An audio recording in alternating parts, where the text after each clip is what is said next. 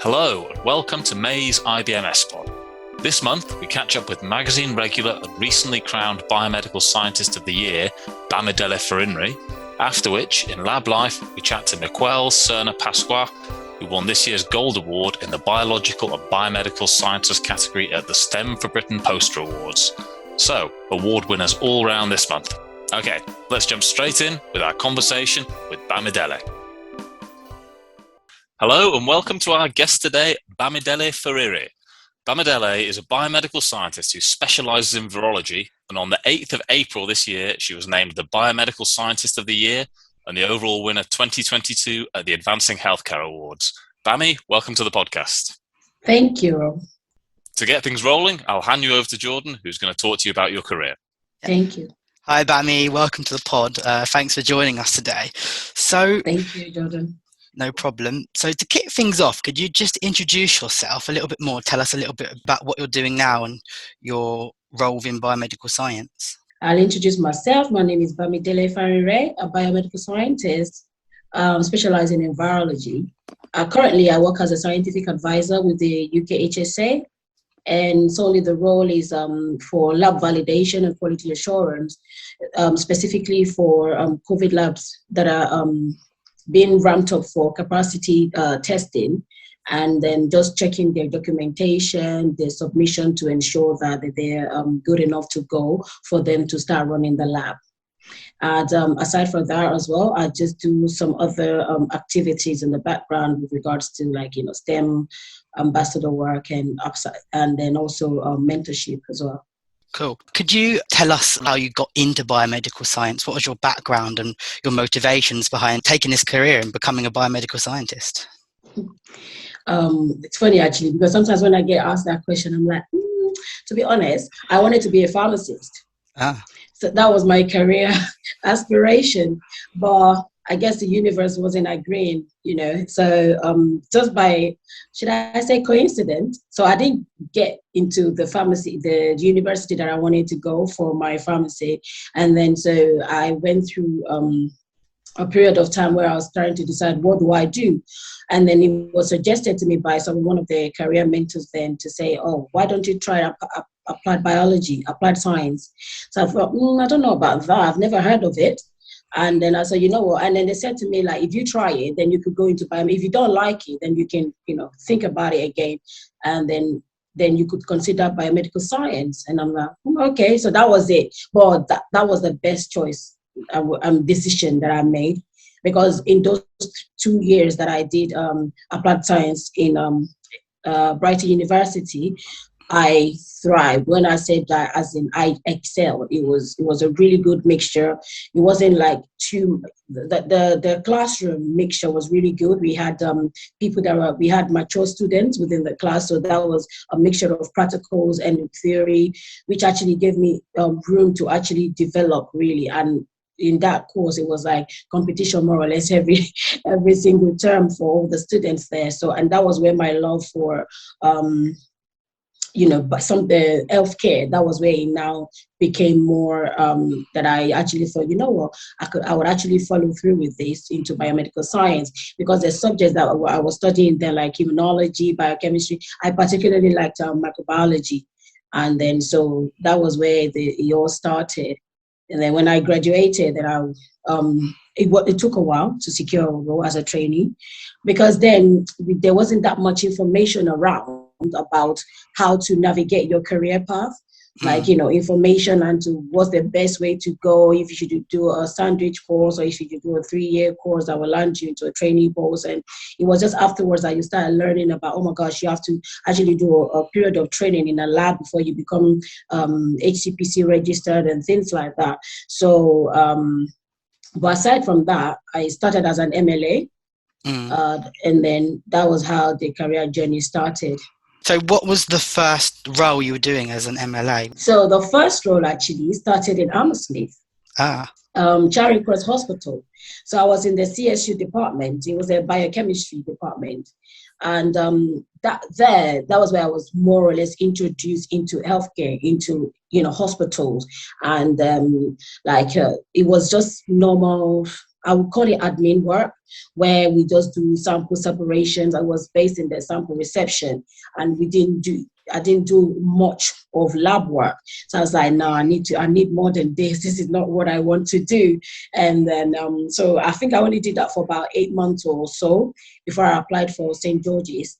And then St. George's as an MLA as well. But that was where I had a lot of experience with regards to getting my foot into healthcare, into hospital and diagnostics.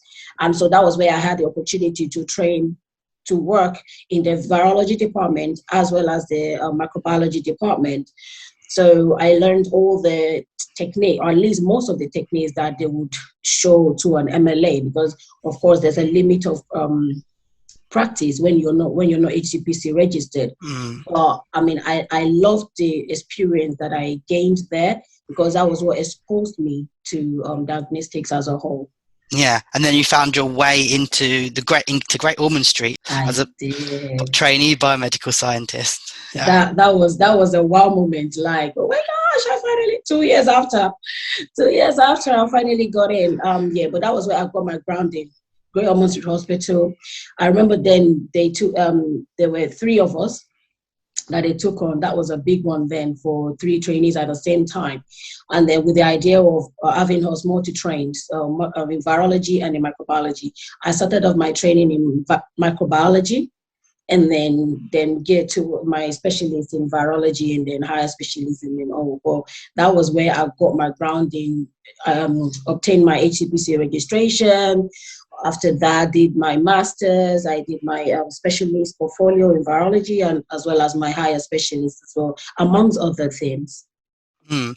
What piece of advice would you give to like a budding biomedical scientist who is going through this process of graduating and then becoming fully registered as a biomedical scientist? What piece of advice would you give them to navigate through that particular period? Yeah, I think now it's getting a little bit better with regards to navigating their way into the profession itself. Because like I said, when I did my degree, I didn't know that you could do a sandwich, which would then lead you into gaining the HCPC registration upon graduating. But for those, even then, like, I'll just advise them to just keep their head down and just keep asking questions, because there's never a time where you feel like a question is a stupid question, because that was the opportunity we didn't have then. And now there's more resources available. Even, they could go on Google. Back then, I don't think I knew much about Google, like, where you could find information or resources such as STEM learning, such as the IBMS. We didn't know about the IBMS when I was doing my graduate scheme and all that. So now that information is available, they should make use of it. They should network more as well. And then that way, at least they can get advice from people that are already within the profession that can then, advise them on how to go. Sometimes they might have situation where they're trying to decide what discipline should I get into. I think the most important thing is getting your foot into the door. That, because for the first year, all you're doing is generic anyway. Like that's where you're just learning about. It's more about practicing safely rather than specializing. It's after a few months or a year or so after you've gained your HCPC registration, that is when you then worked on being like, autonomous, and then working at a specialist level, whatever discipline you then decide to follow through. And what was it that inspired you to get into the virology and microbiology route? I enjoyed, when I say enjoyed, I enjoyed microbiology when I was at uni. Yeah. And then hence why even my project was in microbiology, and it was in water microbiology. I don't know what, maybe it was the smell or the fact that there's a lot of, you could see what you're looking at, the bacteria, you see them grow, you could kind of colonies, even though the smell can be a bit much, but I just love the fact that you could see what you're looking at, and also that you're helping patients, you're saving lives with regards to when you're able to actually get the answer and diagnose what it is that, infection that you're looking at or you're looking for. I think that was what pushed me more. And then as well, because the techniques that we use at uni is so different to when you get to work. Like when you start in the real world, it's just so different. And then, they used to, the techniques they taught us then were like, why don't you please teach us what we need? what we're going to be using in the real life. But, it is what it is. So, and virology, I don't know. It's just fascinating. Fascinating in the sense that I had the opportunity to train when virology was virology. I'm not sorry to say that. What I meant was I learned about cell culture, electron microscopy, EIFs. Those were virology, where your viruses. Like, you need to know. You can't be looking under the microscope and you don't know what you're looking at, or looking through the slides when you want to. And then, although it took time, it's time consuming, definitely, and all the manual methods of extraction for PCR. Now we have automation, a lot of technology, bigger high throughput platforms. But I'm so happy I had that opportunity. That cannot be taken away, because now you learn virology in the books. The machine does all the things for it, which is good, because the world is changing. The patient demographics, we're getting a quicker turnaround time, which is what we are about, patient focus, and it's all about, improve patient outcome, definitely. But I just thought, for those that are practicing, that is a good grounding for them, especially when it comes to troubleshooting. Machine fails and you want to revert back to the manual ways of doing things. That it's very helpful, I would say. And you've also been quite active with the IBMS. You sit on the virology panel. You're a CPD officer, and you've been an author of several articles in the Biomedical Scientist magazine. Why would you recommend that biomedical scientists get involved with the IBMS? I think that's where they get first-hand information, be in the know about what is going on. Because, as you know, IBMS is our professional body. They have information on what it is that pertains to our practice. And I think just getting involved gives you a voice. It gives you a voice, because the articles that I write, it's relevant to our practice as biomedical scientists, and not just biomedical scientists, healthcare scientists as a whole. Like the MLAs and those that are just coming up in the career. And the different sections that you have in the IBMS magazine is really informative, and it's like your go-to if you need to know one or two things.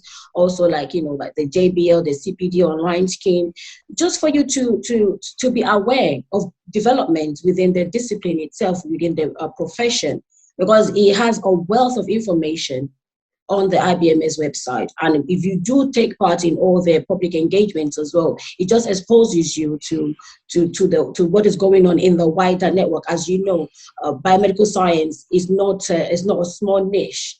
It's if you think about the wider picture on how we all integrate as private organizations, NHS, and other NGOs as well. So I would encourage people to get involved. At times, it can be a bit I don't know. A lot of some don't see the importance of joining the IBMS, but I know what I've actually gained by being active with the IBMS. Definitely, it has helped my career, especially with volunteering and also writing articles, and that you get, because these are issues. What was being discussed in the IBMS Gazette a lot of the times are issues that affect us as professionals, and what a better platform for us to have our say, have a voice, and that visibility, so that we can speak more and then encourage others that are probably considering the profession itself as well. So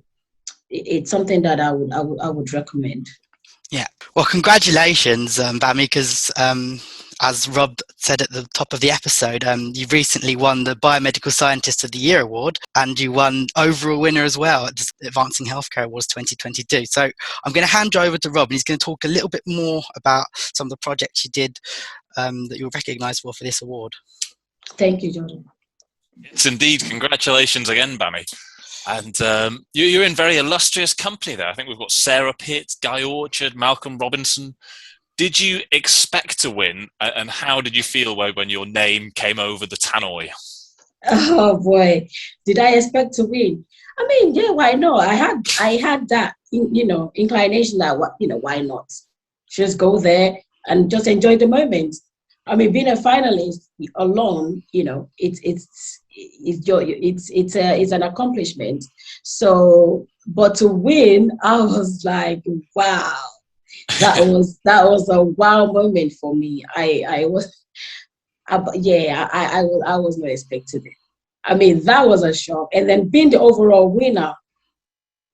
Yeah, I mean, that must be quite an amazing thing, not just for you, but also for biomedical science as a whole, for you to be up there representing the profession and winning the overall thing above kind of all the other professions under the umbrella.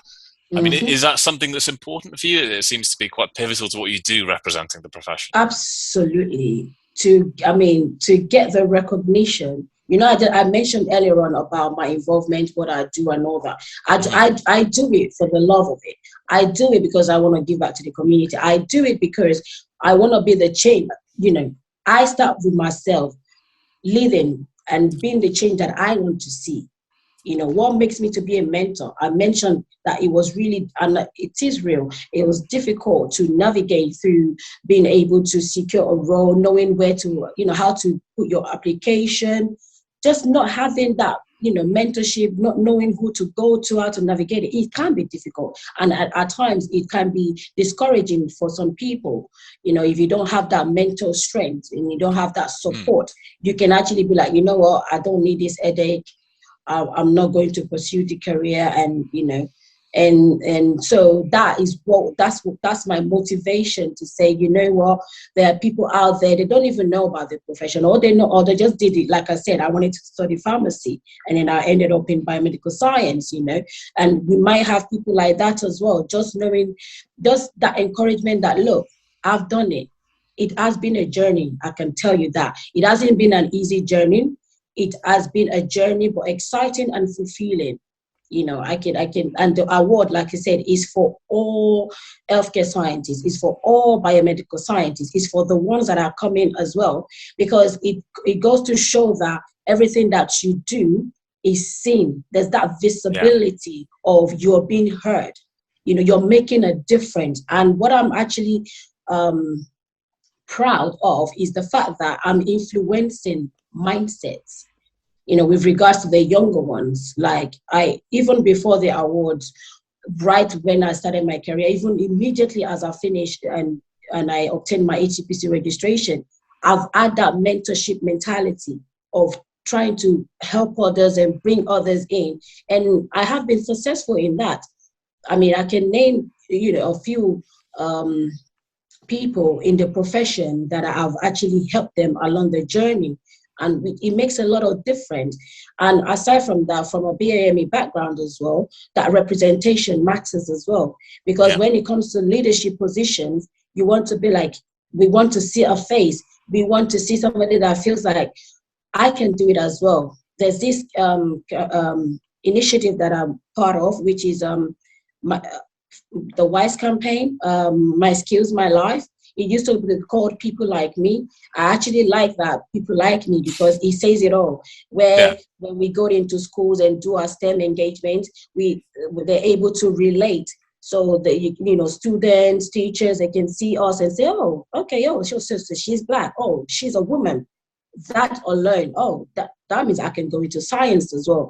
And my goal and then my mantra when I'm speaking is just for them to know, what, science is for all. Science is for everybody. There is no differentiation. Whatever you want to do, once you put your mind at it, and also it's important to have the right resources, to have the right forum for you to be able to reach out to, which is what the IBMS and the support network that we have, which is growing now. For instance, like the IBMS chat on Twitter, that is helping a lot of people, and a lot of people, professionals from our profession as well. They are actually coming out to increase our visibility and give us a voice, so that people can see us and know what we do. As you know, our profession is in the background a lot of the time.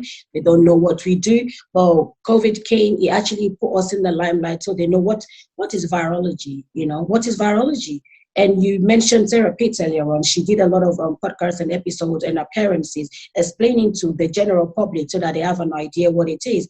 And that is where information comes in for people to make informed decisions. Brilliant. And talk us through a bit about the project that you won the award for, Bami, the Mobile Processing Unit project. What is it? So the Mobile Processing Unit project, a VAN project, is just what it is. It's a VAN project mobilized for COVID testing. So it was at a time where testing capacity needed to be ramped up, and also into places where ordinarily people wouldn't come out much to come and test. As you know that before the mobile lab testing project, when you take samples, you have to wait for some hour, like at least 24 to 32 hours before you can get your results. So the project is a government initiative where they thought we need to have results in a timely manner in order to inform infection control, so that we can stop the chain of transmission, and then save more lives than we were currently doing before the mobile processing project. And the project has been successful, I could say. When we started, my goodness, we started with just, I think, 3 people. How many people did you have by the end? I by imagine the significantly end, more. As of the time that I left the project, we had about 130 plus. This is comprising of senior BMSs, associate practitioners, and MLAs.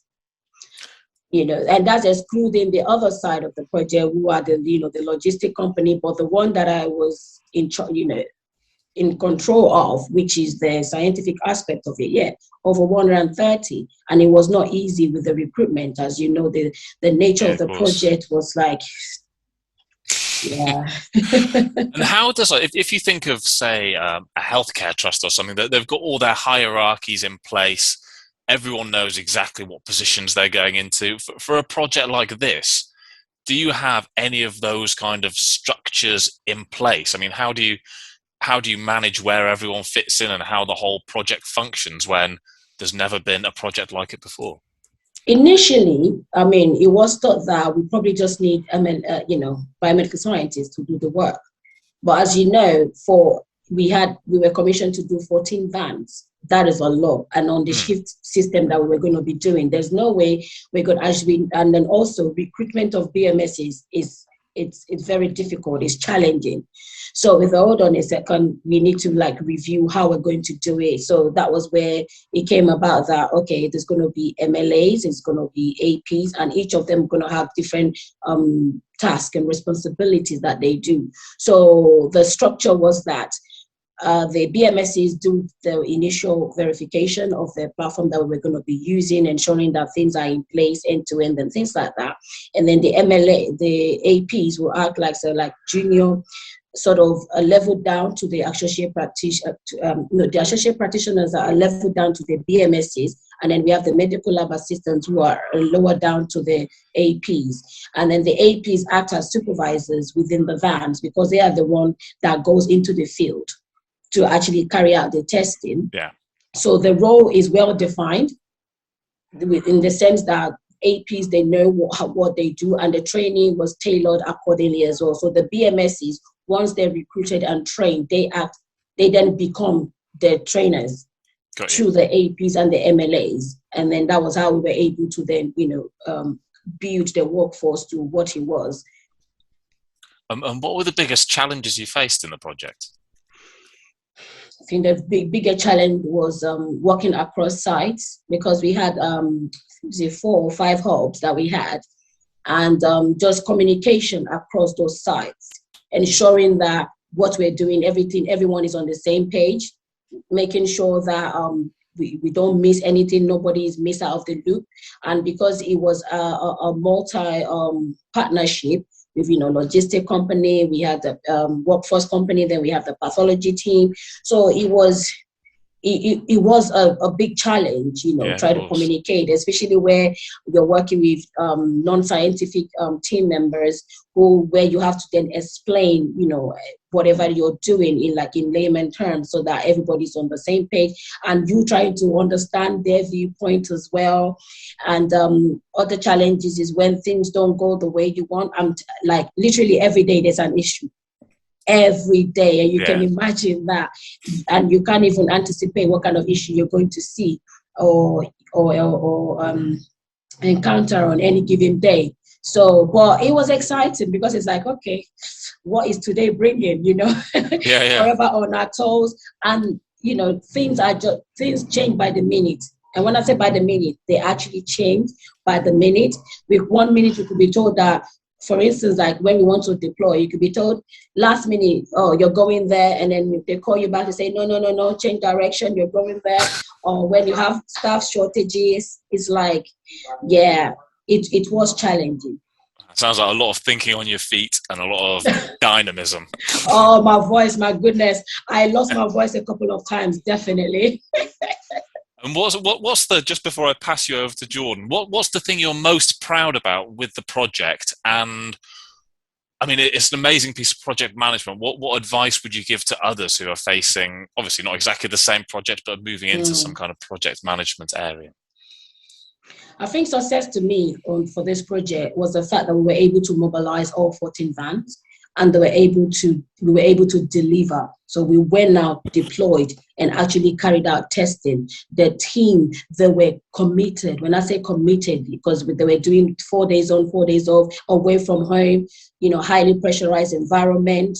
And then the team actually, they worked together. There was that team spirit. And I just love the fact that I was able to lead that team. It was a pleasure, to lead that team. And also because as a result of the project, we've now got competent workforce that's been, even though the project is now over, definitely they've learned a lot of things. We had a lot of graduates just coming out of uni. That was an opportunity for them. And that's a lifetime experience that they will never forget. And the fact that at the point in time where healthcare science is at its forefront, where the nation needed us, we were there. That for me is second to none, And then for project managers out there, it could be a similar project or not. The highlight would be just be calm, because things will definitely go wrong. Yes, you can have your moments where you get to the corner and scream your head out, but but you have to be composed, especially when it comes to your team. Even if you're not having a good day, it's all about the team. You have to find a way to motivate your team to carry on the work, regardless of the pressure that is going on behind the screen. And also, just planning is so key. Planning is key. You've got to plan. You have to have contingency plans in place as well, should things go wrong, and communicate. That is paramount. You've got to communicate at all levels, from director level up to the bottom level, where the ground, the people that are actually doing the work. Communication is key. Don't ever forget that. And another thing is continually to encourage your staff and give feedback, even when things are not going the way you want it. Always see it as a continuous improvement sort of culture, rather than like blame culture, especially when things go wrong. And you will see that the team, they will go the extra mile. Absolutely. Perfect. That is a lovely note for me to pass you over to Jordan, Bami. Yes. Now we're going to do the quick fire round. So I have several sentences that I'm going to read, and all you have to do is finish them for me. So some of them will be biomedical based, and some of them will just be informal and fun. Okay, let's start off. So my favorite piece of lab equipment is microscope. Why? The wonders of microscope. When you look down into the microscope, what you can see there, it's amazing. Not open to the naked eye. My favorite pathogen is MRSA. Any reason? It's just the fact that it's one of the highest healthcare acquired infection within the hospital, and then the time that it takes for the for you to be able to diagnose it and things like that. So I just find it fascinating, to be honest. Okay. And when I was in Marco also, the agar that we use to culture it, there's something about it. If you see it, you see what I'm talking about. The most important lesson I learned over the pandemic was? to be grateful. And the reason is the pandemic has affected a lot of us. It's affected lives, and a lot of us, we lost our loved ones. And so for every waking moment, I am grateful. Even when things are not going right, we're quick to be like, oh my gosh, at the end of it, I am grateful and always see the positive out of every situation. The time of day I'm most productive at is? In the morning. Why? Just after coffee? Right, yeah, that fresh shot. The brain is still working then. The first thing I'm going to do after this podcast is? Dinner. I'm actually thinking about dinner right now. Thanks so much, Bami, for coming on today and talking to us. That's been really interesting. Yeah, thank you, Bami. It's been a real pleasure. Thank you. Thank you for having me.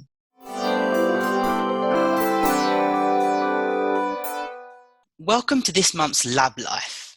The IBMS is passionate about supporting research in biomedical science and has been sponsoring the STEM for Britain Awards every year since 2012. In 2022, we sponsored the gold and silver medals in the biological and biomedical science category.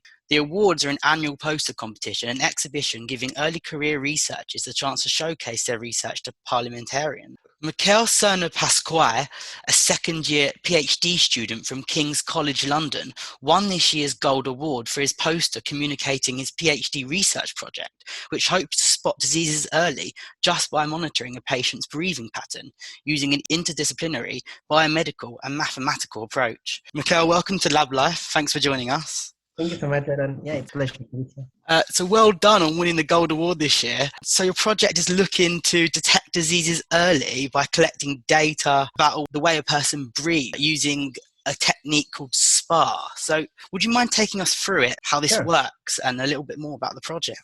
So one of the cool things about it is that we don't need to collect the data. The data is already collected routinely in hospitals. So we have, as you were talking about, the breathing patterns, but this technology can be applied to any physiological waveforms, which is any kind of wave that our body generates, which can be the electrocardiogram, for example, or the blood pressure waveform, which is essentially how the blood runs through our veins.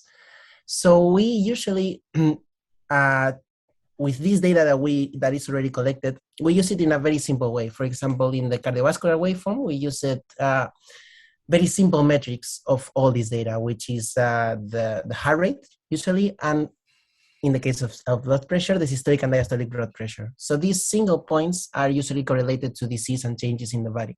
What we think is that if we look at the complete shape of the waveform, there might be tiny changes in the way that the blood goes in and then out of your heart, or in the breathing pattern, the way that your air goes in and out of your lungs. So tiny changes in that waveform might be telling us more about changes in the body, especially in disease. So we really want to look at that data, but it's very complicated because there is a lot of it. And usually we use simplified biomarkers because it's easier to analyze. So there is this mathematical technique that you were referring to before, called SPAR, which is a collaboration between mathematicians and biomedical scientists, which is both my supervisors, that actually makes it simple to isolate and then analyze the morphology, which is the shape of the waveforms. Just the morphology. It doesn't care about the amplitude of the waveforms. It doesn't care about the rate, because that's already been analyzed. We are interested in the new data, which is the shape of the waveform. And we have this technique called the attractor, which, just allows us to look at this. And we're trying to correlate it to different diseases, trying, as you said, to detect them earlier. And that's more or less, in a nutshell, what we're doing. So what kind of diseases does this technique look at diagnosing? So the good thing is that's very applicable to any disease that has some correlation to a physiological waveform. So it can be cardiovascular, can be respiratory. We actually are like 10 more or less researchers in our team, and every one of them is doing different things in different biomedical projects, which is really nice. Myself, I'm the project that I presented at STEM. It's about the respiration, so it's about COPD. And we're trying to see if by looking at the shape of these respiratory waveforms, we can detect deterioration of patients at risk earlier than just looking at conventional measures such as respiratory rate, which is the most commonly used in ICUs and hospitals. So if I'm looking to diagnose COPD, how would this method be utilized clinically to speed up the rate of diagnosis? Yeah, so this is our goal in our mind. Ever since I got involved in this project, this is what we see in the future happening, right? So we have in the ICUs where doctors have to make life or death decisions all the time. We usually have monitors telling you about the patient's breathing. You can see the waveforms there, but it just tells you the respiratory rate usually, not many more metrics. From there, the doctor can say, oh, this patient has a higher respiratory rate than its usual, common, and there might be something wrong with them. There might be deteriorating, or if it's a COPD patient, maybe that COPD patient is at risk of an exacerbation, which is an acute worsening of symptoms. So they do that with the respiratory rate, with that information.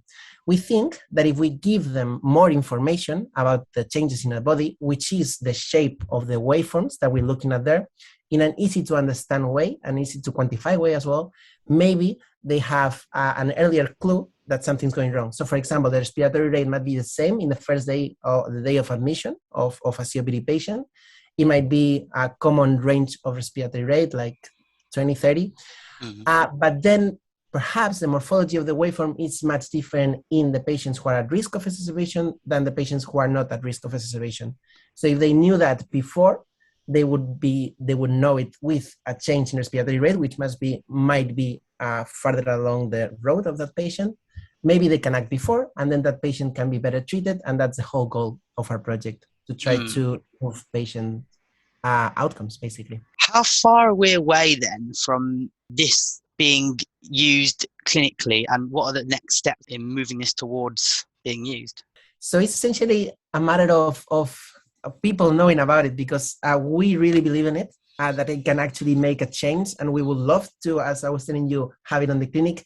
But first we have to prove it, and this is why I was super happy that we got the recognition in the STEM event, because then people got interested. In my university, as I was telling you before, people kind of were interested in it, and we had some potential collaborators, but now that it had this recognition, everyone's trying to collaborate with us, and now it's pushing it forward. So that will be the first step, like proving it in as many areas as possible and confirming it. For example, my study, I have to recognize it was just a pilot study with 12 patients. So we want to see if in a larger cohort that's still the case. And if that is still the case, the goal will be to try to set up a prospective clinical trial where we will give this information to doctors and try to see if patients are actually better off with the hopefully better decisions of the doctors thanks to this information. And then it will be proven. And then what we would try to do is try to speak with the industry, the healthcare industry, trying to see if we can incorporate this new technology in already existing monitors and in the health system as a whole. That will be kind of our dream, and we're just pushing towards making it a reality. I don't know how long it will be, but I can tell you that we're really working hard to make this happen because we really believe in the technology. Oh, that sounds absolutely brilliant. And wow, what an innovation if this can come in clinically and speed up these diagnoses and hopefully save lives. You mentioned there that the STEM Awards, one of the benefits is it could potentially improve the recognition for this project and speed it up, as we said. Have there been any other benefits of taking part in this event and winning the award for the project or for you personally? Yeah, so basically for both, right? For me personally, because like doing a PhD for me is very complicated because you're basically on your own and you don't actually know if what you're doing means something or not. So I really believe in it, but it's very difficult when you're on your own. And having this recognition really helped me, well, personally and professionally, believe in myself and truly think that what I'm doing is worth for something and that we can actually push it forward. So it really helped me to keep on my career path and be confident that I can be successful on my career path. And then obviously, since my career path right now is this project, it's also giving us confidence to the whole team that we are actually making something that's worth it and that we can push it forward because people are interested in it. And if we can just bring it to reality, that will be super helpful. And that's what the STEM award allowed us to kickstart, basically. So we're really happy. Prizes are awarded at the STEM Awards for being able to communicate the science to non-scientists in an easy way to understand. So what was it about your poster and the research which you think stood out? I think it's the first thing that actually interested me about the project is that it's so visual and so easy to understand. And that's one of the great things about the project, that we can give this information to everyone and they can actually try to understand it, from patients to doctors. And it's kind of easy to understand because you're seeing the changes in the attractor. And that's what I think it made all the difference, because it's very easy to explain. It's like, yeah, we're getting all this data, putting it in a nice way that you can understand, and here it is how it changes, and you can see it change on your own. And then it's very easy to get interested on. And it's not just visual, but it also has these nice advantages in terms of disease detection that you can actually see. So it's simple in a good way. So where did you see the STEM for Britain Awards and what made you apply? So I didn't know about it, but my supervisor knew. And we thought that it was a great opportunity to basically showcase our technology and try to push it forward. And we applied. I wasn't very confident that we were going to get in because it was like a really big opportunity, but then we got in. How did you feel when you were announced as the winner? Oh my, I was like, unreal. Like the whole day was unreal because my MP came as well, right? And I was chatting with him before about the project and the poster, and he was very excited about it. And it was like, yeah, that was super surreal. So then when I got the awards, like, this cannot be happening. It's like, no way. And I was just very, very happy, but especially because I've been in this project for a long time, and it's basically shaped my career path until now. And it's been so many years working on this and thinking about how I can apply this, and finally seeing that it actually got some recognition and that it's evolving and it's maturing. It just felt really good because we, as I was telling you before, we really believe in this technology and we really believe that it can help people. And if we can take it there, I will be super satisfied. So yeah, it was a step on that direction and it was amazing. Brilliant. What are the plans after you graduate from the PhD? Do you have any idea of what you'll be doing next? Yeah, so I really want to be I don't know how to call myself, but a data scientist in biological data, because I think there's so many data out there nowadays and so many ways to take advantage of it that we're not doing. And it's just like a big missed opportunity to help people. And I think I'm good at doing this and analyzing data, at programming, and I think I can help there. So I just want to do that. I don't know in which project specifically. I really, as I was telling you, I really believe in this project that I'm doing right now. And I want to stay in here for as long as I see that I can push it forward. But then I will also perhaps try other projects which have more or less the same idea, just making more use of available data to help patients. So yeah, I think I'm going to stay a while in this project, but otherwise I'm just going to be doing similar projects if I can. Excellent. Good luck with your studies. Miquel, thanks for joining us today on the podcast. Thank you so much for having me. Well, thank you for joining us for another intriguing installment of LabLife. If you want to find out more about Miquel's work or download a copy of his winning poster, then you can find the links in our show notes or on our website. Thanks so much for listening. We hope you enjoyed the episode. These podcasts are released monthly at the same time the magazine comes out, so whenever a new issue lands on your doormat, head back online to listen to a new episode. And don't forget that these podcasts can be used for your CPD. Take care and bye.